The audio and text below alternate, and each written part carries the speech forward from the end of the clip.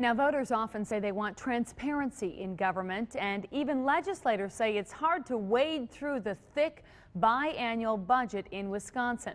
Governor Walker released it last week, and some provisions there might surprise you, like deregulating a type of arcade game.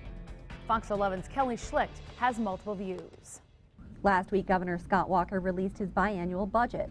It's a more than 1,000-page document that fills 3 binders. Many legislators say they haven't been able to read all of the details yet. But if you look at the fine print, you'll find some pretty interesting things. Look under the heading Gambling.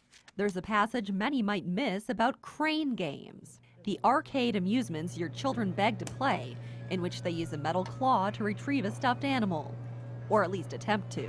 Who knew you had to have a permit to own and operate these machines? But the state budget bill would deregulate crane games. The State Department of Administration used to regulate this game as a game of chance, which meant it was technically gambling and it needed a permit. But now they regulate it as a game of skill. The statement from the DOA says it was included as part of the governor's budget because it may have a very minor fiscal impact on program revenue. Please note that no employee positions are impacted. We did a Fox 11 fact check on what the DOA meant by a very minor fiscal impact. According to the Licenses, Permit, and Registration Services website, more than 2,400 crane games are in operation in Wisconsin. Each machine has a $120 one-time fee.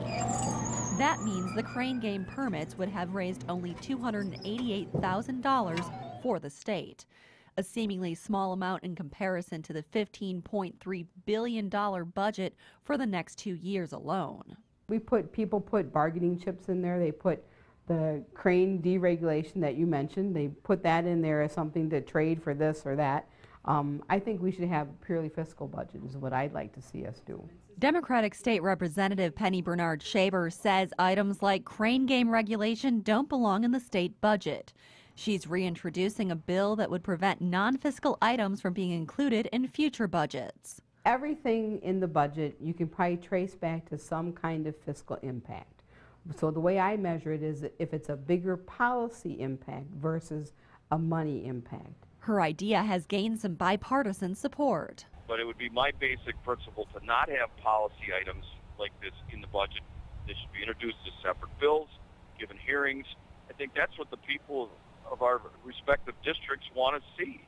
They want to see transparency. Other legislators say it's a gray area, but they say how the state budget bill is crafted deserves some discussion. You know, we're not able to legislate future legislatures. So that is, you know, it would require a constitutional amendment to prevent things like that from occurring. This new state budget still has to be approved by the legislature and signed by the governor. So whether items like crane game regulation will survive months of budget debates appears to be a matter of chance. Kelly Schlicht, Fox 11 News.